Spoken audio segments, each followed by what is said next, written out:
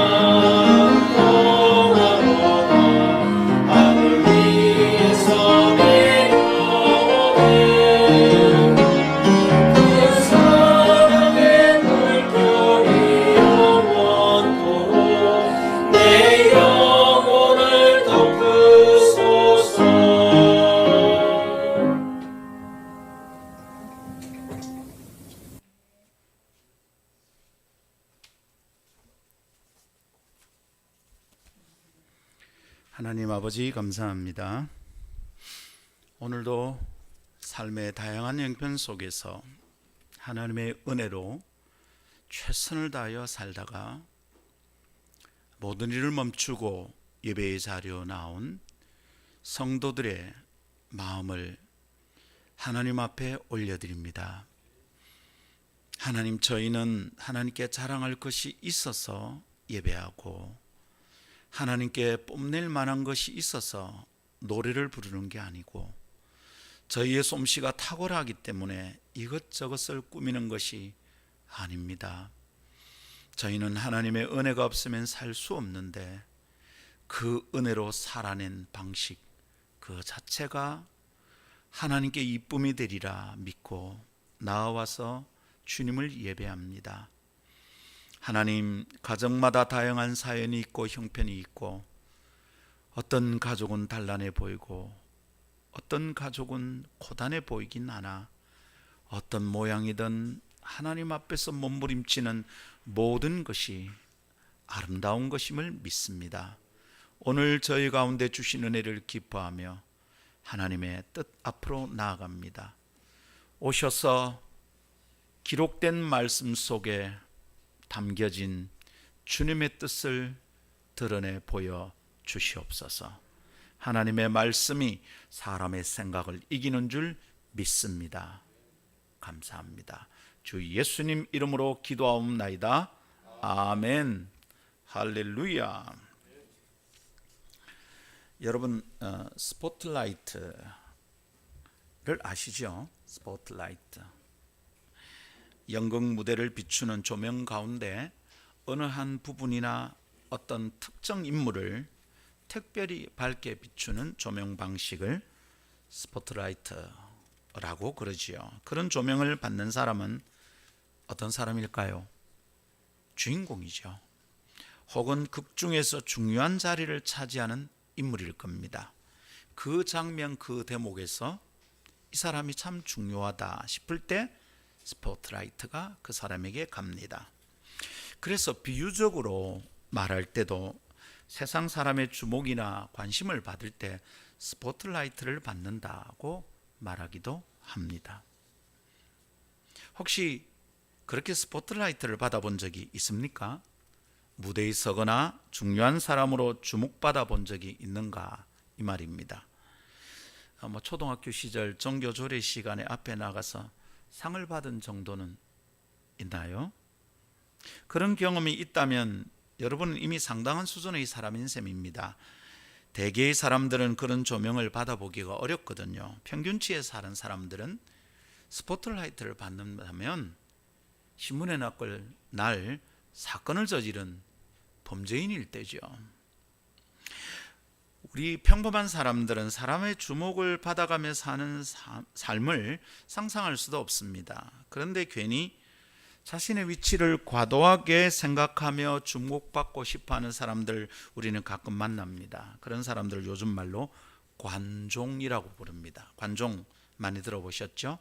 관심종자를 줄여서 쓰는 말입니다.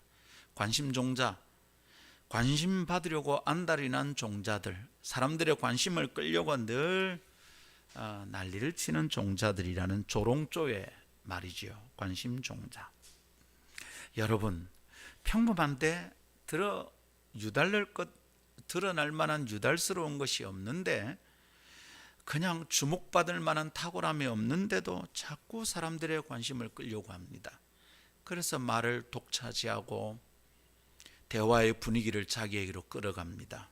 가만히 보고 있으면 관종이구나 싶은 생각이 듭니다. 여러분, 특별할 것이 없는데 스포트라이트를 받으려고 하는 것은 참 구질구질한 일이죠. 사람의 값이 떨어지는 순간입니다. 근데 오늘 강론에서 다루고 싶은 사람은 관종이 아니라 스포트라이트를 제대로 받아본 사람입니다. 아주 놀라운 사건을 경험한 사람이죠. 들판에서 양을 치던 목자입니다. 이 목자들에게 하나님의 영광이 나타났답니다. 하나님의 영광이 나타나는데 그들의 주변을 두루 비추었다. 이렇게 우리말 성경은 소개합니다. 두루 비춘다? 조명이잖아요.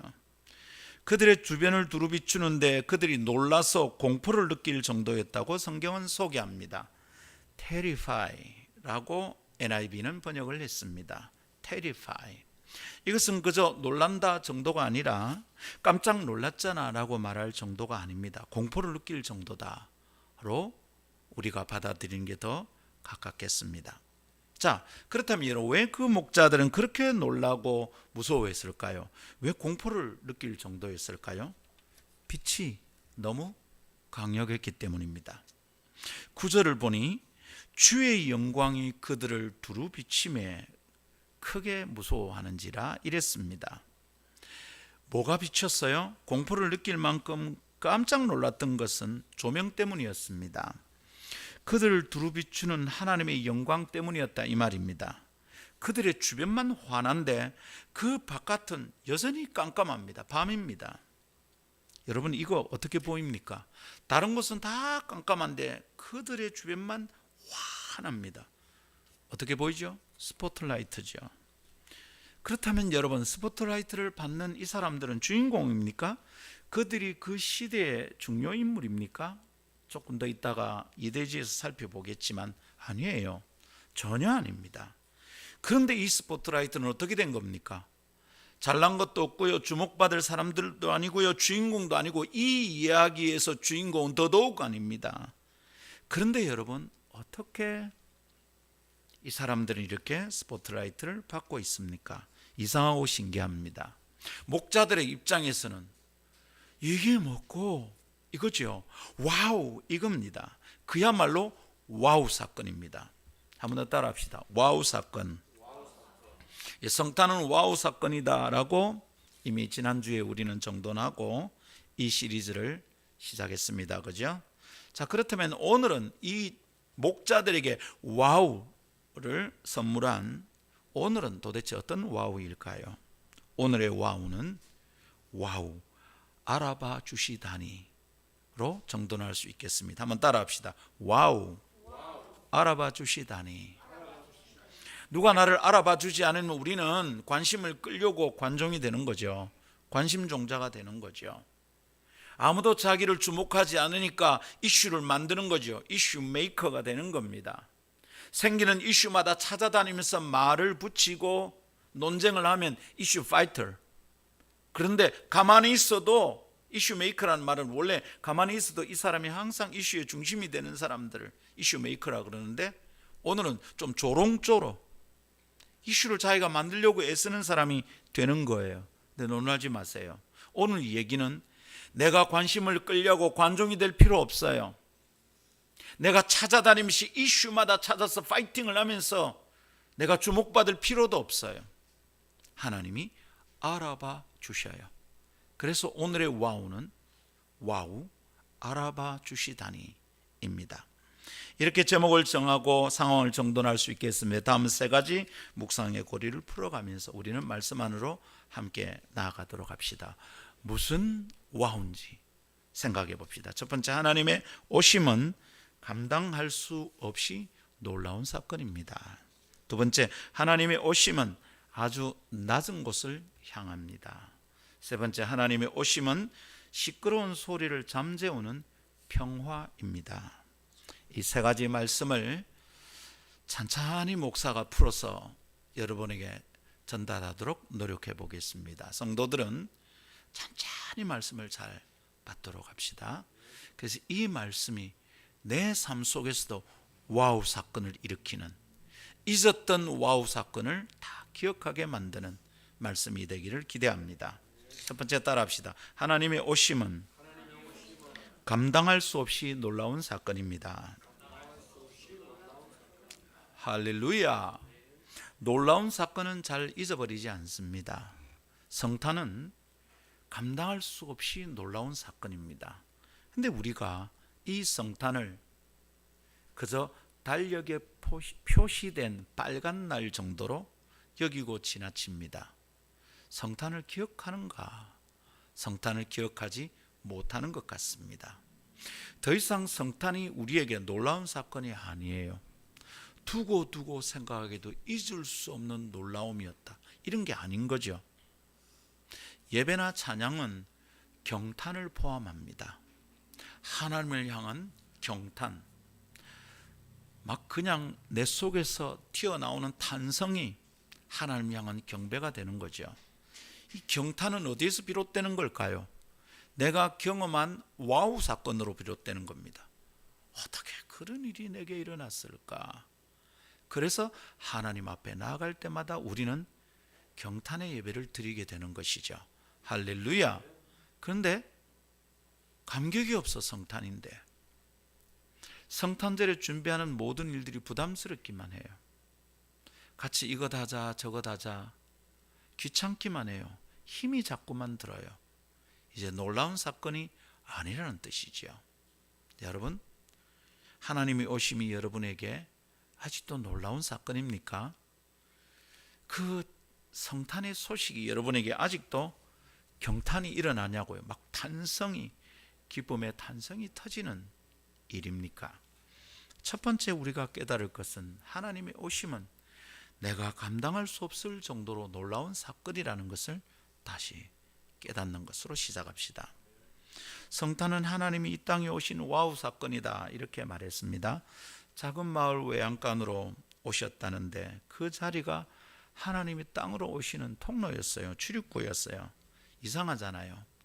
이상하고 놀라운 질문들이 연이어 우리 마음을 가득 채웁니다. 그런데 그렇게 시작된 그 첫 번 성탄의 이야기 가운데 가장 놀라운 일이 오늘의 본문 속에 나타난 이야기라고 저는 확신합니다. 이건 그 이야기 속에 가장 놀라워요. 자, 아기 예수가 막 태어났다는 소식을 천사들이 알리는데요, 첫 뉴스가 전달된 곳이 어딘지 압니까? 들판이었습니다. 첫 뉴스를 들판에 있는 사람들에게 전했던 거예요. 그 첫 뉴스를 단독 보도입니다. 이 단독 보도를 단독으로 들었던 사람들, 이 첫 뉴스를 단독 보도로 들었던 사람들, 단독으로 들었던 사람이 누구냐면 그 들판에서 밤을 지내던 목자들이었습니다. 기다리고 기다리던 유대인의 메시아의 오심, 이건 그야말로 온 유대인들을 놀라게 만들 빅 뉴스입니다. 초 울트라 슈퍼 빅 뉴스입니다. 그런데 그 놀라운 큰 소식이, 빅 뉴스가 들판에 있는 목자들에게, 그 소수의 목자들에게 첫 뉴스가 전해졌답니다. 이상해요. 여러분, 이런 이야기들을 아무렇지도 않게 우리 오늘 이현주 집사님 기도 너무 잘하셨죠. 구연동화처럼 듣고 지나갔다, 그러고 있는 거죠. 우리가 기도 얘기가 나와서 칭찬하고 싶어요. 우리 오늘 이현주 집사님 기도가 너무 좋았어요. 정확하게 시즌에 어울리는 기도, 교회가 이제 하고 있는 안암두초에 대한 갈망, 소원을 잘 담았고 아주 간결하고 군더더기가 없었어요. 너무 잘했어요. 그냥 중원부원한다는 느낌이 안 들어. 이것저것 짬뽕을 만들어서 덕지덕지 붙인 기도가 아니라는 게 아주 좋았고요. 그리고 지금쯤에 초점을 맞춰야 될 일이 뭔지를 정확하게 짚어주는 기도다라는 생각이 들어서 참 감사합니다. 두 번째는 기도석을 정확히 지켰어요.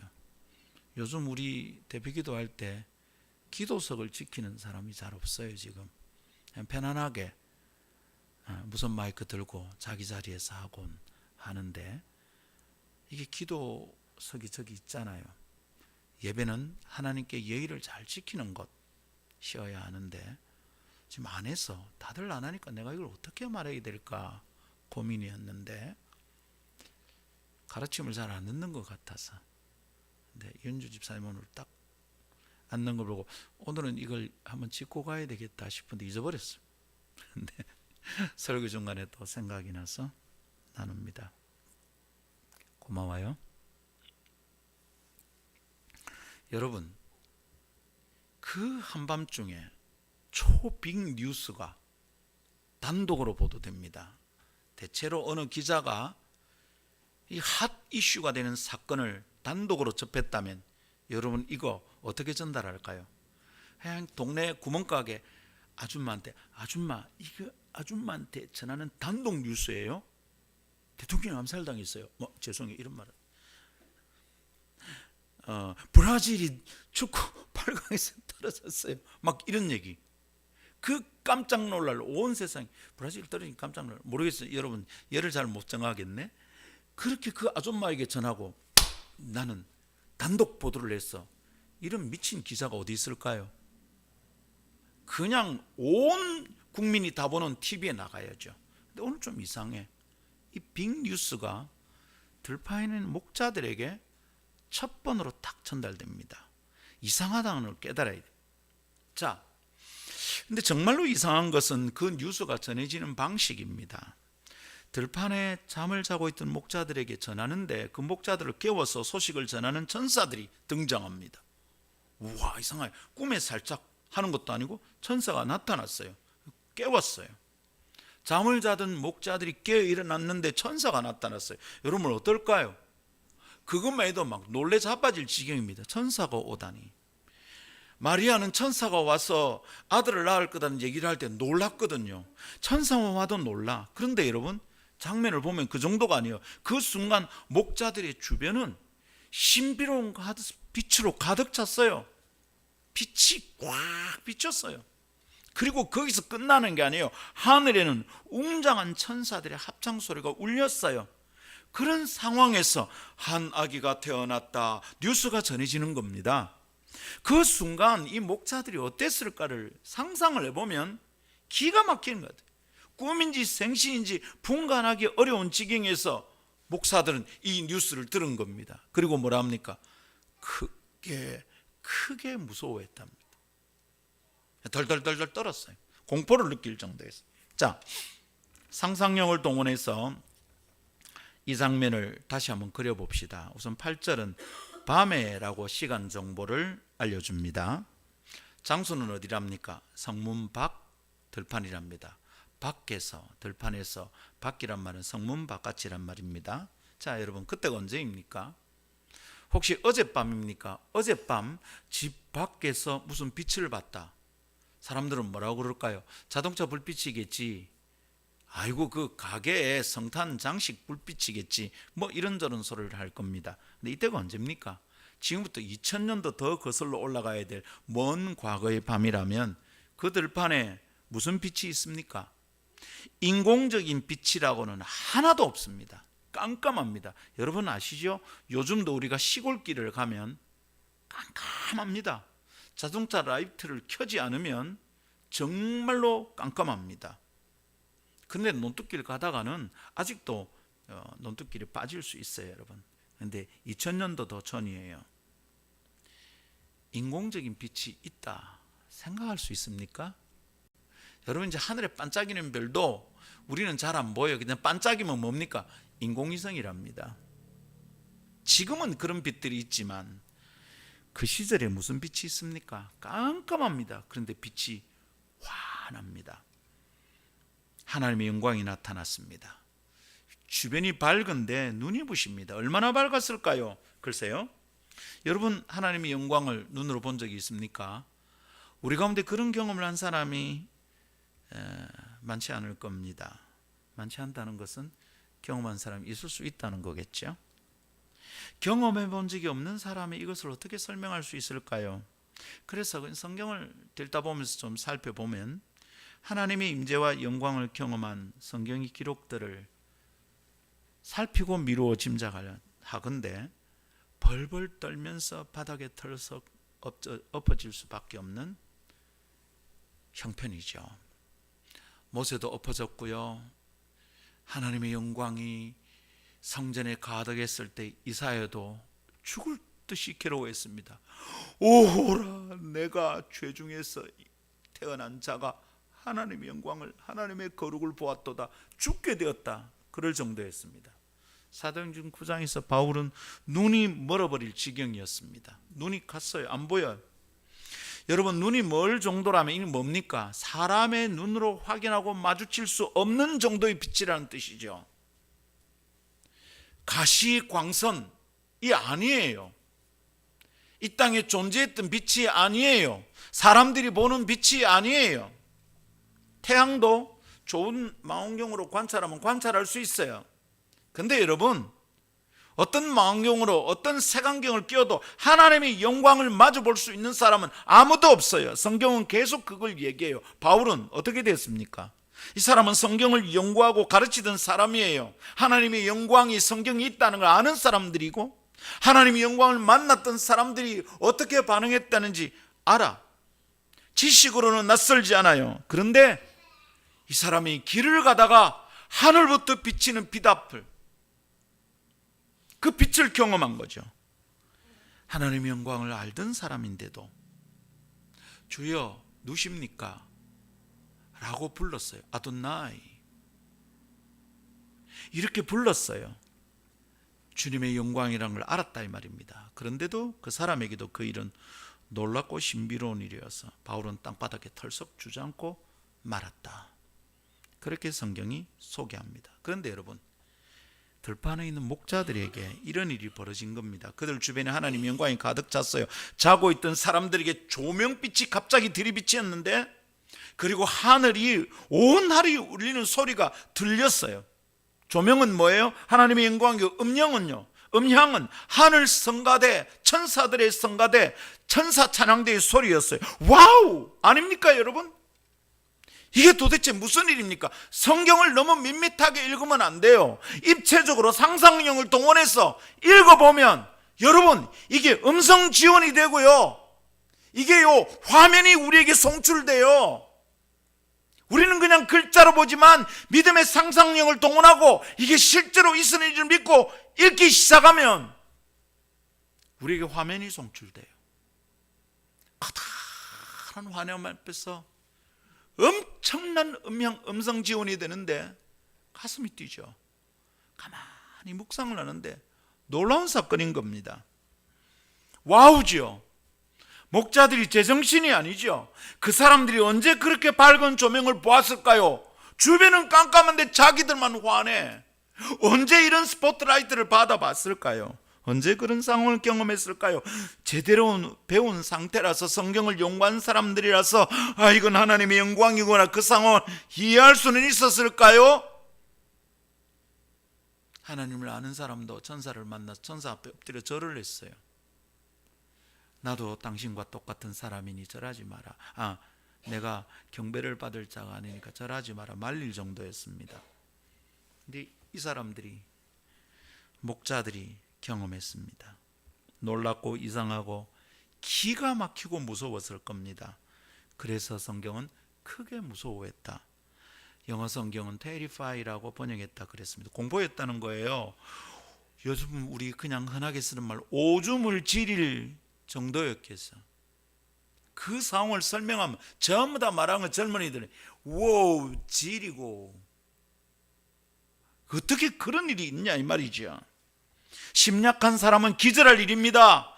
멘탈 약한 사람은 멘탈 바사삭 다 부서졌어요. 농담을 하는 말 있잖아요.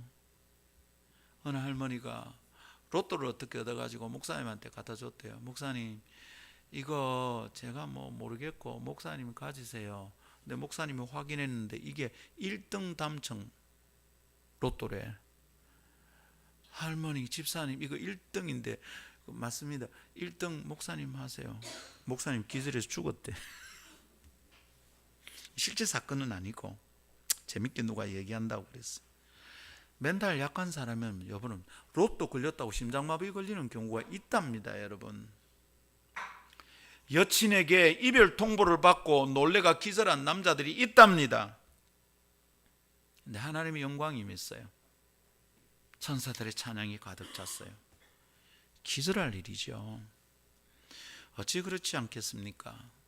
경상도 사투리로 번역한다면 우리한테 와 이래요, 이게 뭐요, 이게 뭐고 정도 아닐까요?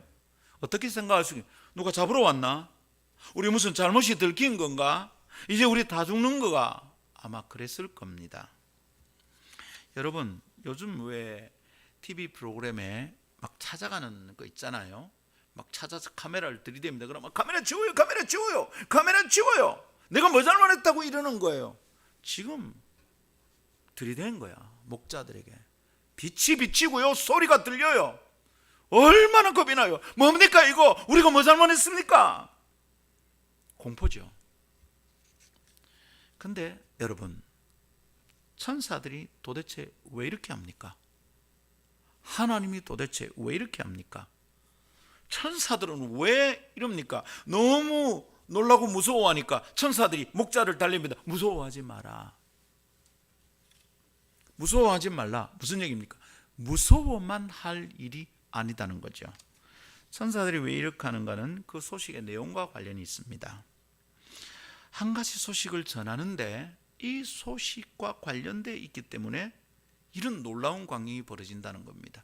이 소식의 내용이 놀라운 소식이란 뜻이죠.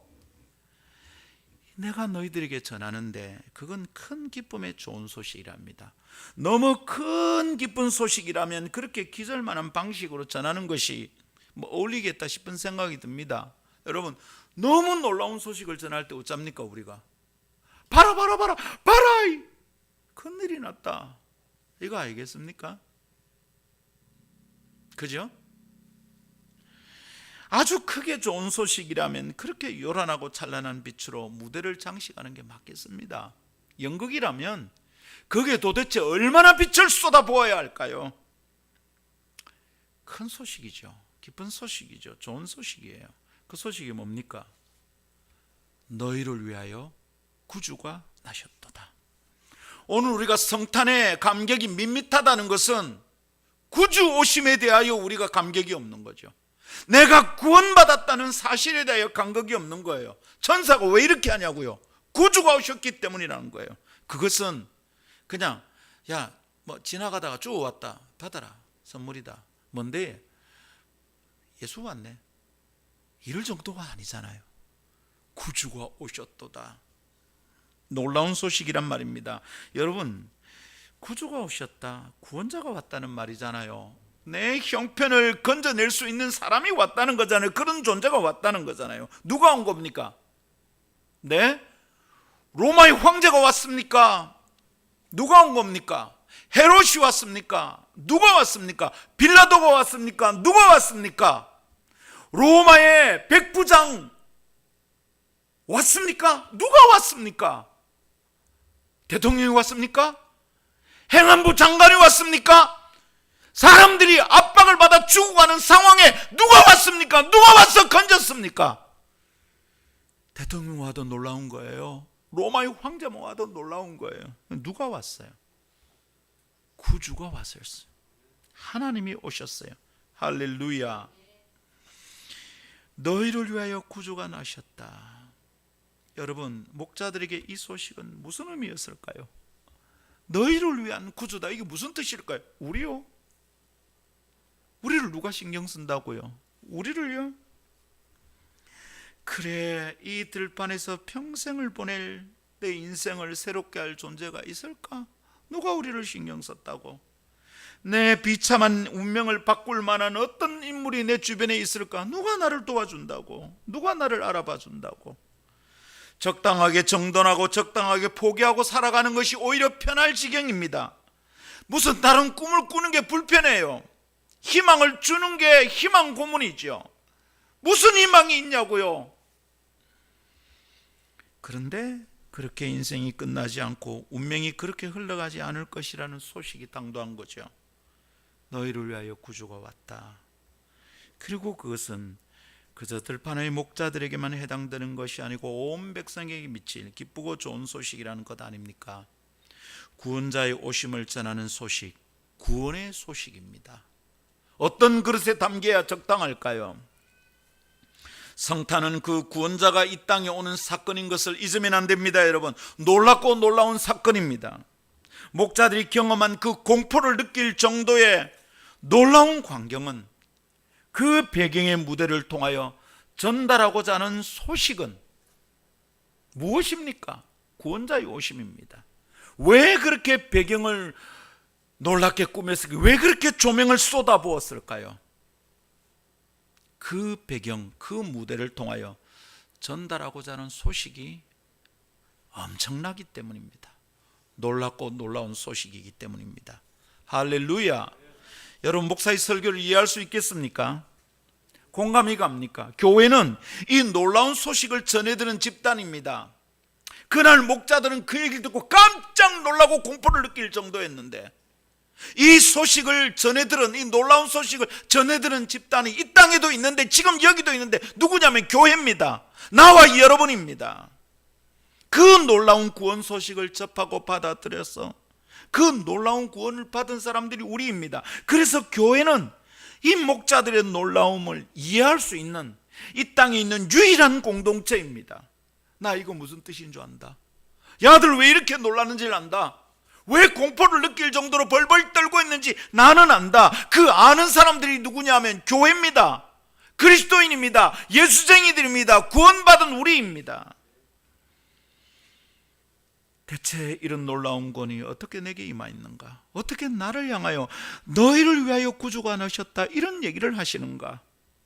이 놀라운 구원을 받은 사람으로서의 감격이 그 가슴에 남아 출렁이는 사람들이, 아직도 울렁울렁거리는 사람들이 교회입니다. 그리스도인입니다. 우리입니다. 그런데 오늘 우리에게 성탄은 놀라운 기쁨과 감격이 있는 날입니까?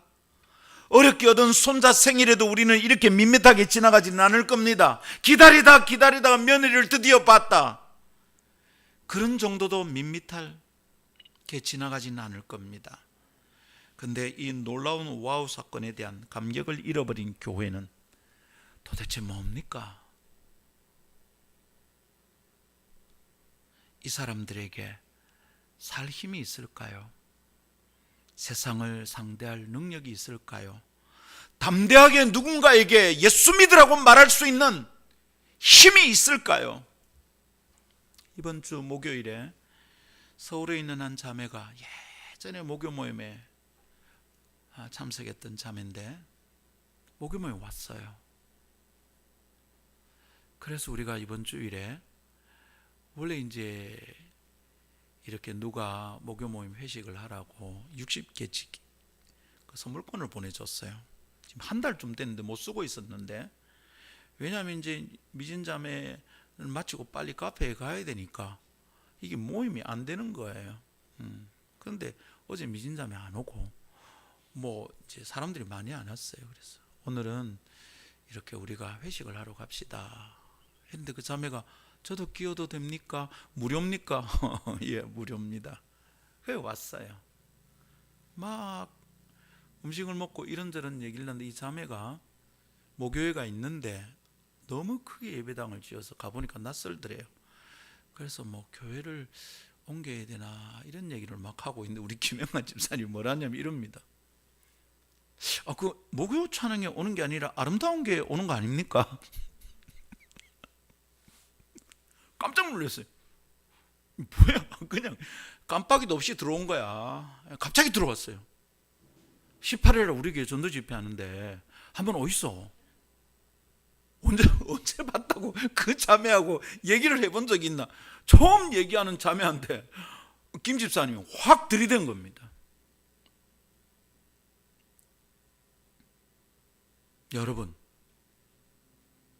내 속에 복음에 대한 확신, 예수에 대한 확신, 우리 교회에 대한 자신감이 없으면 어떻게 그렇게 말할 수 있습니까? 자신이 있는 거야. 김 집사님 제 있는 자리에서도 그렇게 말하는 거 봤어요. 우리 목사님 설교 진짜 내가 부끄러워가지고 손을 막 잡아 당기고 싶어. 자신감이 있는 거죠. 교회가 세상을 향하여 가지고 있을 자신감의 근거는 어디에 있습니까? 우리가 자신감을 가진 근자감, 근거 없는 자신감이면 안 됩니다. 우리가 세상을 향해 담대할 수 있는 근거 있는 자신감은 어디에 있습니까? 그 근거가 어디에 있습니까? 너희를 위하여 구주가 오셨도다, 이 소식을 받았단 말입니다. 그리고 내가 구원을 받았다고요. 내가 더 이상 이렇게 살지 않아도 된다고요. 와우 사건이 일어난 거죠. 근데 이 와우 사건에 대한 감격을 교회가 잃어버리면 교회는 힘이 없어요. 세상을 향하여 던질 놀라운 소식을 잊어버렸잖아요. 세상에 놀라운 일들이 매일 일어나는데 우리가 구주가 오셨다, 쪽팔린다, 와 이게 놀라운 소식이 될까? 이게 대박 뉴스가 될까? 자신이 없는 거죠. 이미 자신들의 가슴에 놀라움이 사라졌어요. 심장 박동이 너무 정상적이 되어버렸어요. 교회된 자들의 영혼의 구원의 감격이 사라졌다 이 말입니다. 죄인이 어떻게 구원받은지 생각만 하면 울컥울컥 하던 날들이 이제는 없어요. 감정이 사라졌어요. 그러니 세상을 향하여 놀라게 만들 만한 소식을 가진 사람들이 아니죠. 옛날 이야기 정도가 하나 남아있을 뿐입니다. 구연동화에 사용할 옛날 이야기 하나죠. 교회는 능력을 잃었습니다. 회복할 것은 이것입니다. 코로나 때문에 사라진 성도의 숫자를 회복할 것이 아니라 교회가 회복할 것은 이것입니다. 뭐요? 구원의 감격, 구원받은 놀라움, 나 같은 것을 구원해 주신 하나님. 그런데 하나님이 나를 구원하는 방식이 하나님의 아들을 이 땅에 사람으로 보냈다는 거잖아요. 놀라움입니다. 몸이 부들부들 떨립니다. 우리 다시 이 소식을 붙잡아야 되겠습니다. 그 궁교의 구원의 간격을 회복해야겠습니다. 그렇지 않다면 세상 속에서 교회가 대체 무슨 의미가 있습니까? 특별히 이 자그마한 우리 교회는 도대체 세상 속에 계속 존재해야 될 이유가 뭡니까? 교회 문 닫아야 되는 것 아닙니까? 코로나 영향으로 사람들은 다 흩어졌는데 우리가 계속 이렇게 남아서 질질 끌고 있어야 될 이유가 뭡니까? 이유가 여기 있습니다. 우리 하나님의 구원을 받은 사람들이야. 야, 누구 목사님 박사도 아니고 누구 교회 1000명쯤 되는 것도 아니고 예배당이 삐까번쩍한 것도 아니고 누구 예배당 얼마짜리고 우리 아무것도 없다. 근데 뭐가 잘났다고 너는 아직도 주일마다 모이고 너희끼리 그렇게 조화라 해샀냐? 우리 와우 사건을 경험했거든. 우리 놀라 자빠질 일을 경험했거든. 그냥 terrify, 그 말이 무슨 뜻인지 나 알겠거든. 나를 위하여 구원자가 오셨거든. 나를 위하여. 여러분 이 말이 이해됩니까? 내가 뭐라고? 집단으로 모여서 예배하는 교회가 세상 속에 무슨 의미입니까? 모이지 말았는데 모여가 집단 감염을 일으키는 혐오 집단이 될 뿐만 아닙니까?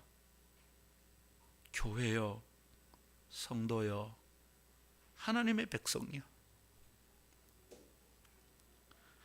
이 감격을 회복합시다.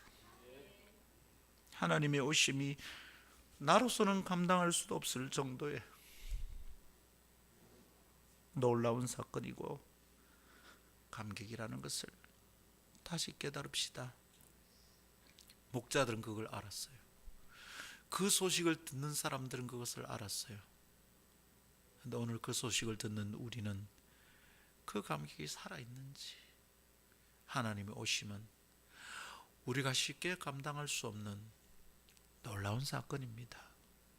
이것을 오늘 이 본문보다 잘 설명하는 이야기가 없다 확신합니다. 두 번째 따라합시다. 하나님의 오심은 아주 낮은 곳을 향합니다. 할렐루야. 첫 선탕 소식은 놀라운 방식으로 전달되었다, 이렇게 묵상했습니다. 그런데 한 가지 더 이상하고 놀라운 점이 있습니다. 그런 방식으로 전달된 소식이 왜 들판의 목자들에게 였을까요? 여러분, 그 첫 번 소식이 들판의 목자들에게 전달됐다고, 메시아가 오신다는데, 여러분 그게 전달된다면 대제사장에게 먼저 전달되어야 되는 거 아닌가?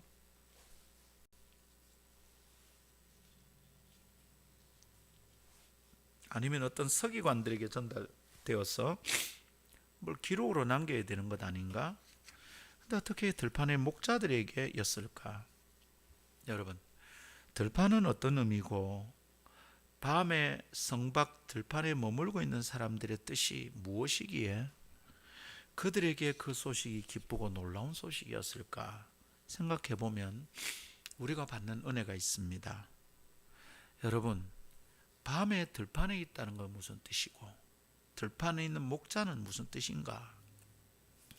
목자는 가끔 성탄 카드에 아주 아름다운 그림으로 등장합니다. 그죠? 멋있어요. 이렇게 깜깜한 배경에 뭐 은빛 나는 반짝거리는 선을 이렇게 그어서 목자들을 막 그립니다.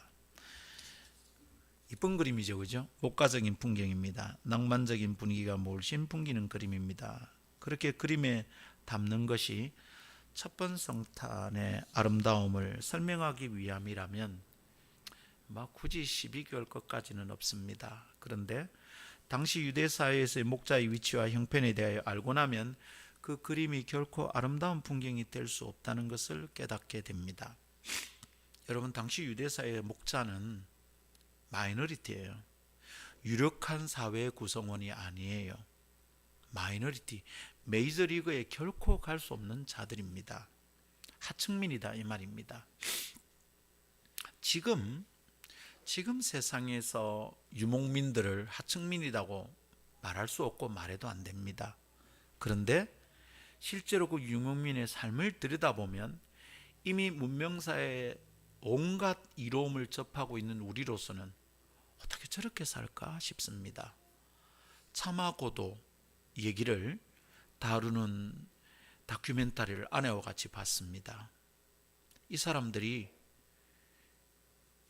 어떻게 살고 있는지를 보여주는데 기가 막힌 겁니다. 나는 저렇게 못 살겠다. 저기 선교사 가라면 내가 가겠나 싶은 생각이 듭니다.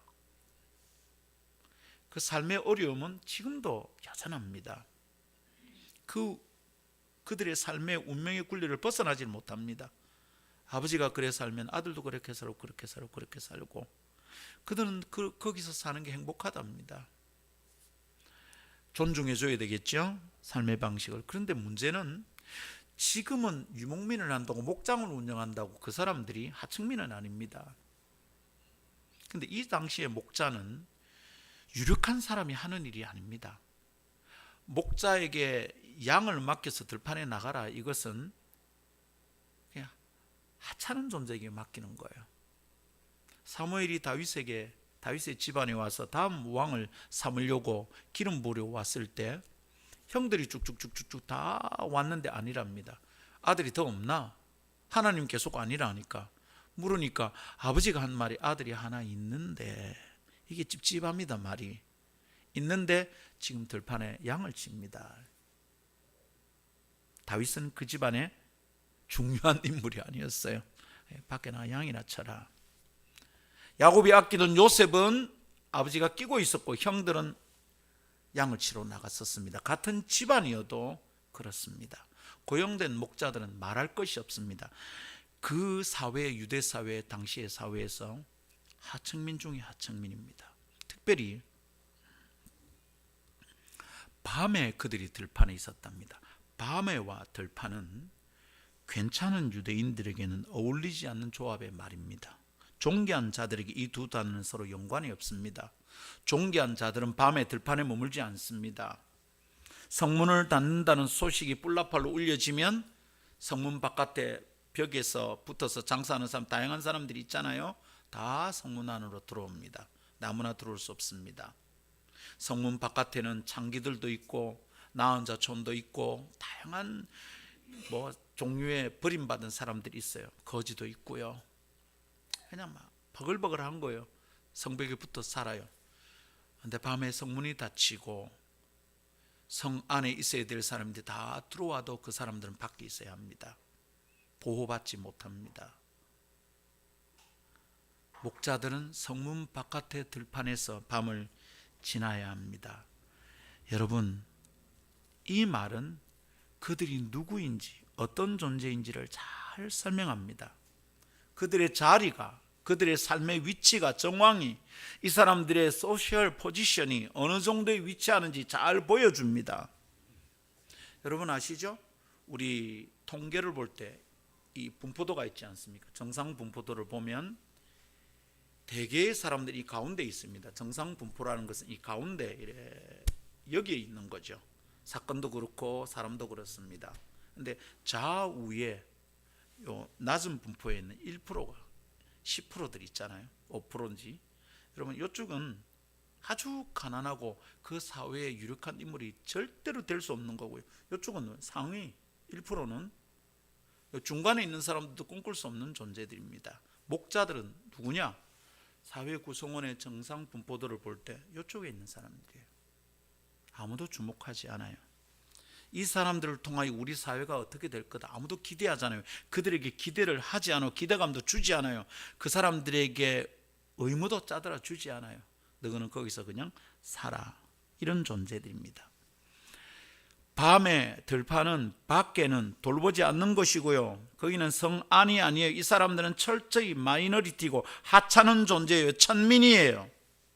밤엔 성 안에 있어야 돼요. 근데 그들의 자리는 성 안에 없어요. 성 바깥에 밤에 들판에 살아야 되는 거예요. 여러분, 하나님의 영광이 그것으로 온 겁니다. 여러분, 구주가 오신 소식이 첫 번째 전해지는 곳이 왕궁이 아니고 성전이 아니고 예루살렘 성 안이 아니고 성문 바깥이었어요. 성 안에 있는 사람들은 한 번도 주목하지 않던 버림받은 사람들이요. 관심 가지지 않아요.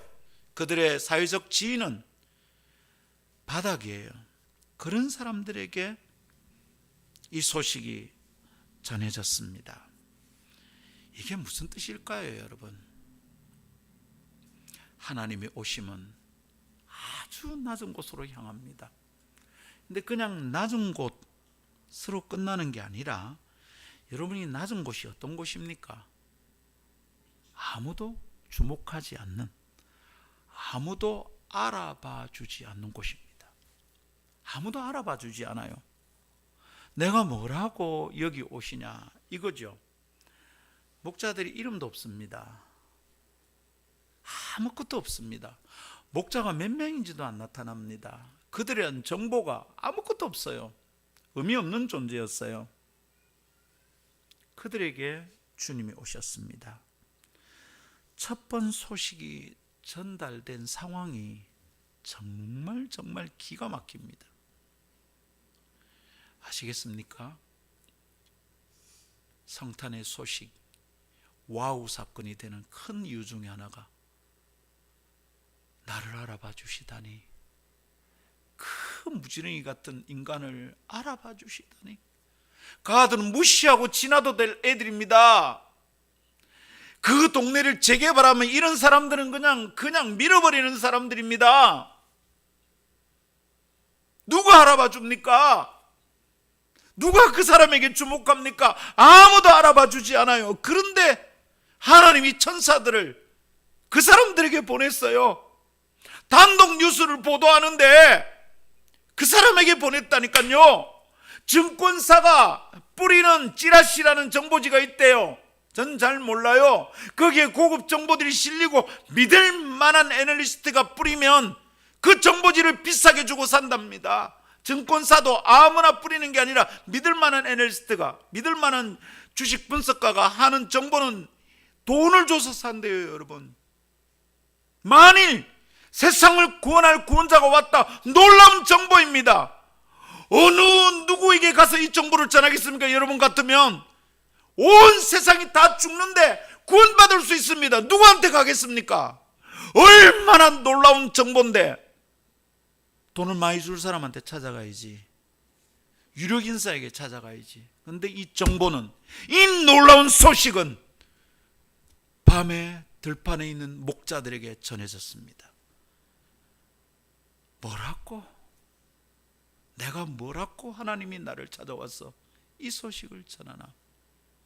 마리아 똑같은 반응이었어요. 주의 계집종이오니. 자기가 하찮다는 뜻입니다. 내가 뭐라고 나를 알아봐 주십니까? 성도 여러분, 하나님이 오늘 이 예배에 여기 오실까요? 우리가 하나님의 임재가 이곳에 온다는 것을 믿지 않고 모인다면 우리는 우상숭배를 하는 사람들입니다. 하나님이 오시지 않는데 어디다가 예배를 한단 말입니까? 저는 하나님이 우리 예배 가운데 오신다고 확신합니다. 그래서 때로 성도들이 밋밋하게 반응할 때 속에 불이 탑니다. 내가 목사로서 할 일을 잘 못하는 것 같아서 죽고 싶을 지경입니다. 어떻게 이렇게 예배를 드릴까? 제가 그냥 제 마음대로 해석하기로는 여러분이 구원의 간격을 다 잃어버린 것 같아요. 마치 구원받은 것을 아주 당연하게 생각하는 것 같아. 내 말고 누가 구원받냐고. 나지. 그러고 앉아 있는 것 같아요. 그런데 어떻게 나를 주님이 어떻게 나를 알아봐 주시고 어떻게 내게 찾아와 주셨습니까? 여러분, 이 감격이 김상거이를 목사를 만들었어요. 저는 목사 되고 싶지 않았어요. 목사 제일 재수없는 직업이라고 생각했거든요. 나는 하나님 없다고 생각했던 사람이에요. 엄마에게도 버림받았어요. 그런데 하나님이 왜 나를 알아봐요? 초등학교 졸업식을 생각하면 마음이 너무 아파요. 나를 알아봐 주지 않아요. 우리 담임쌤이. 지금도 생각합니다. 600원 졸업비를 못 내서 저는 앨범도 없고요. 사진 한 장 우리 집에 없습니다. 친구 집에 가니까 친구와 같이 찍은 사진 하나 있더라고. 여러분, 저 공부 잘했어요. 전교 1등을 달고 했어요. 근데 그 초등학교 졸업식 때 너무너무 우울해요. 너무 슬퍼요. 엄마는 어디로 가셨고 아버지는 아파서 아무도 오지 않았어요. 우리 가족 중에 아무도. 상을 그래 봤는데도. 선생님은 600원 그 졸업비 안 낸다고 졸업식 나흘 앞두고 제가 하기로 한 답사를 뺏어서 다른 친구한테 줬습니다. 그날 제가 선생님한테 뺨을 맞았습니다. 아무도 나를 알아봐 주지 않습니다. 엄마도 버리고 갔으니까. 아버지도 아파서 졸업식에 올 수도 없는 형편이니까. 저는 목자들의 심정을 조금 이해할 수 있겠습니다. 저는 그때 그냥 버림받은 존재예요. 온 동네 아버지 친구들이 중학교 보내지 마라. 네 아빠가 그러는데 중학교 어떻게 보내려고 그러나. 우리 동네 유리공장 초작공장이 있어요. 거기에 제 또래 아이들이 이 막대를 불면서 병을 만드는 것 있었거든. 새까매요. 거기 보내랍니다, 저를. 그러고 괴정에 있는 야간에 하는 그 고등공민학교 거기 보내라. 우리 아버지, 내가 굶어 죽어도 이렇게 빼가 말라 죽어도 그런 일 못한다. 우리 상거이 똑똑한 아다. 중학교 억지로 갔습니다. 3년 내내 학비를 못 내가 제가 그 기억이 저를 너무 우울하게 만듭니다. 저도 저를 포기하고 살았습니다. 아무렇게나 살았습니다. 싸움질하고. 근데 고등학교 3학년 때 저를 찾아오셨습니다. 저를요, 주님. 엄마도 버리고 담임선생님도 나를 몰라보는데 주님이 저를 알아봐 주시는군요. 그게 성탄의 사건입니다.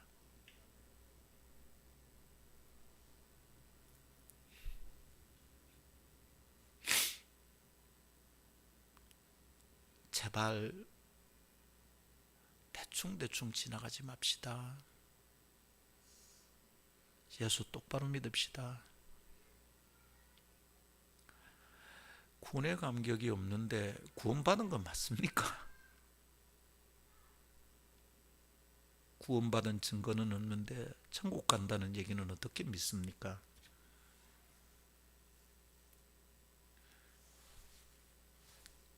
우리 제발 그 나라에서 꼭 다시 만납시다.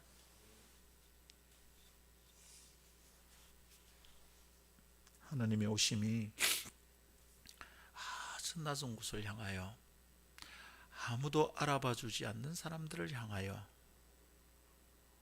오신 와우 사건이라는 것을 꼭 기억합시다. 그래서 나를 찾아내셨구나. 그래서 나 같은 놈도 구원해 주신 거구나.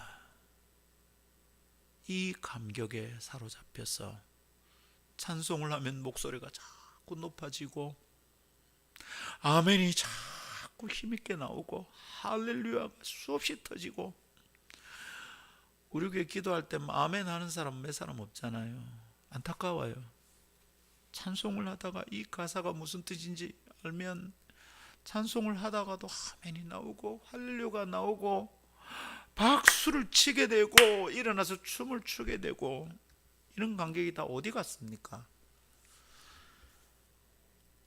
하나님이 여러분을 알아줄 만한 사람입니까? 나 정도는 알아봐 주셔야지. 제대로 알아보셨네. 이건가요? 그렇지 않다면 이 와우 사건에 대해서 깊이 다시 정돈해야 합니다. 와우, 나를 알아봐 주시다니. 할렐루야. 세 번째 따라합시다. 하나님의 오심은 시끄러운 소리를 잠재우는 평화입니다. 하나님의 오심은 시끄러운 소리를 잠재우는 평화입니다. 여러분이 무슨 뜻일까요? 오늘 천사들이 하늘에서 막 합창이 울려 퍼지는데 그 천사들의 합창 내용이 뭐였습니까? 지극히 높은 곳, 하나님이 계신 곳이죠. 지극히 높은 이는 하나님, 지극히 높은 곳은 그냥 하늘이 아니고 하나님이 계신 곳입니다. 지극히 높은 곳에서는, 곧 하나님이 계신 거기에서는 하나님께 영광이요, 땅에서는 기뻐하심을 입은 사람들 중에 평화로다, 이럽니다. 가만히 묵상해 봅니다. 웅장한 소리가 있었죠. 엄청난 조명이 있죠. 조명과 음향이 역대급입니다. 여러분, 놀라운 일이 일어난 거죠. 그런데 받은 소식은 큰 기쁨의 좋은 소식이었습니다. 막 기쁨이 샘솟죠. 들뜨죠. 펄떡펄떡 뛰고 싶죠. 펄떡펄떡 뛰는 거죠. 춤을 추고 난리가 난 거예요. 그래서 물어봤어요. 왜 당신은 찬양할 때마다 그렇게 뛰고 춤을 춥니까? 대답이 이랬습니다. 날개가 없어 나는 춤을 춥니다. 날고 싶은 거지, 너무 기뻐서. 날개가 없으니까 춤을 추는 거예요. 어떻게 밋밋하게 찬양할 수 있냐, 이 말이죠. 큰 기쁨이 일어난 거죠. 근데 보세요, 그 기쁨을 입은 자들에게 평화다, 이럽니다. 평화는 시끄러운 소리가 아닌 것 같아요. 기쁨을 입으면 자꾸 막 시끄러울 것 같고 막 박수를 치고 이런데 거기에 평화가 있다는 거죠. 놓치면 안 돼요. 잊으면 안 되겠어요. 하나님의 평화가 그들 속에 임합니다. 모든 시끄러운 소리를 잠재우는 평화입니다. 여러분은 어떤 소리를 듣고 살고 어떤 소리를 들으면서 잠드시는지요? 시끄러운 소리 참 많죠. 요구가 참 많아요. 목사님, 이랬으면 좋겠습니다. 저랬으면 좋겠습니다. 제가 여러 얘기를 듣거든요. 여보, 이것 좀 해주세요. 저것 좀 해주세요. 아빠, 이래 좀 해주세요. 저래 좀 해주세요. 오빠, 이거. 형, 이거. 형님, 하루에 요청하는 소리를 참 많이 듣습니다. 교회는 조그만 교회, 그 목사는 보잘것없는데 일주일 내내 저를 찾아오고 요청하는 것은 우리 교인들은 오히려 요청이 없는 것 같아요. 그래서 뒤따 바빠요. 요구가 엄청나요. 이 소리들이 잠들지 않아요. TV도 내게 요청하는 거야. 이 물건 사볼래? 저 물건 사볼래? 이 드라마 어때? 야, 포르투갈하고 모로코야. 구미가 당기지 않은 누구 모로코 이겼잖아. 포르투갈 이겼잖아. 온갖 요구가 있어요. 마트를 들리면 진열한 물건들이 얘기를 해요. 나 좀 사줘. 내 사지 않으면 너 후회할걸. 이거 싼데.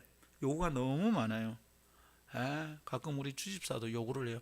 목사님, 애터미 이거. 알았어, 내 적당히 사줄게요.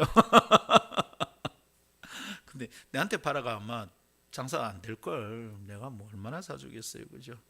하도 안 사니까 그냥 목사님 집에 그냥 청정기 하나 가 있어. 공짜로 받았어. 이 돈을 줘야 되는지 말아야 되는지 헷갈려. 오래 가기 전에 분명하게 정산합시다. 여러분, 우리 많은 소리들 속에 삽니다. 이 소리들이 잠들지 않습니다. 그래서 우리가 불면증에 걸립니다. 잠이 잘 안 옵니다. 왜 그럴까요? 우선은 우리 시대의 밤 문화 자체가 그렇습니다. 밤이 없습니다. 밤에도 우리 집 근처 수영은 사람이 버글버글합니다. 밤에도 24시간 TV를 켜면 뭐가 돌아갑니다. 밤에도 스마트폰 열면 재미난 얘기들이 계속 오릅니다. 우리 밤 문화. 게임은 여러분 끝이 없어요. 온갖 게임이 다 있어요. 진짜 놀래 자빠질 게임들이 있더라고.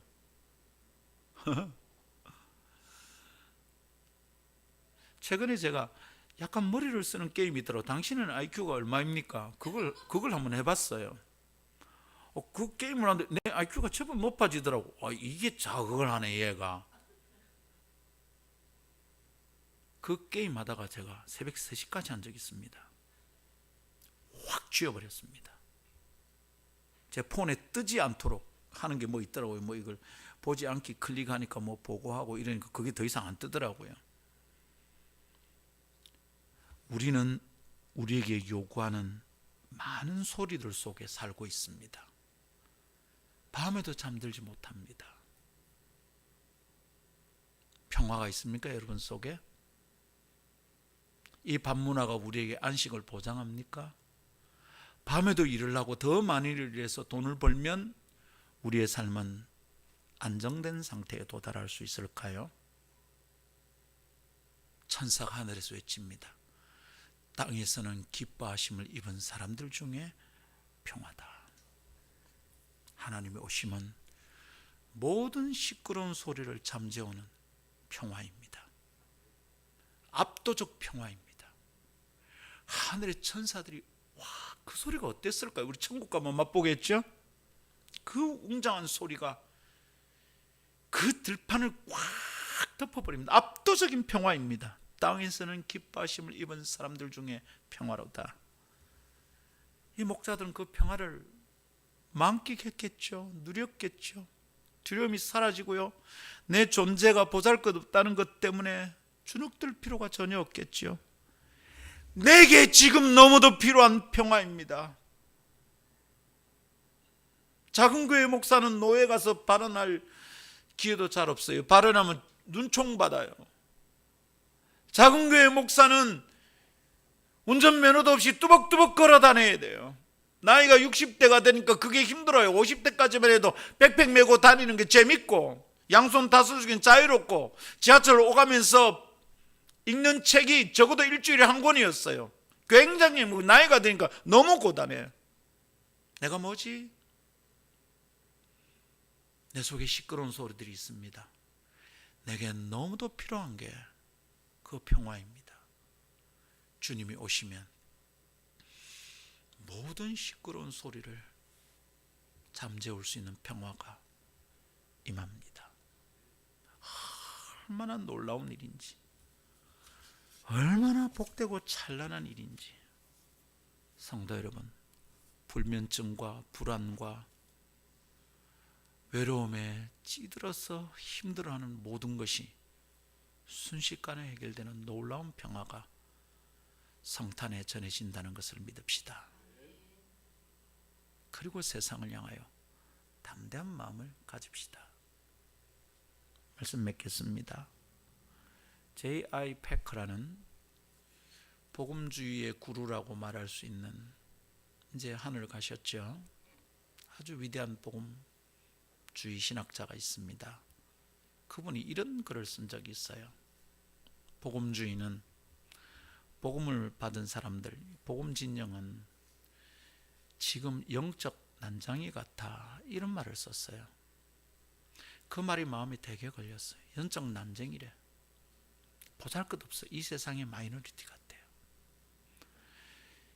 왜 이런가?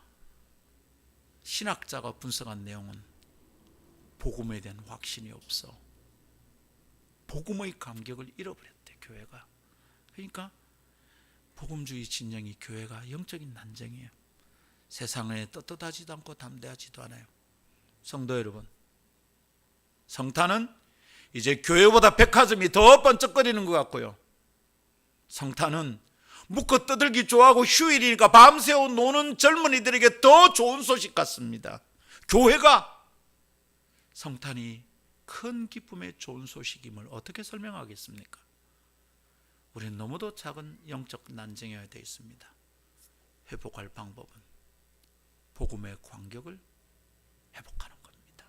이게 와우 사건이라는 걸 깨닫는 거죠. 오늘은 두 번째 와우입니다. 뭐라고요?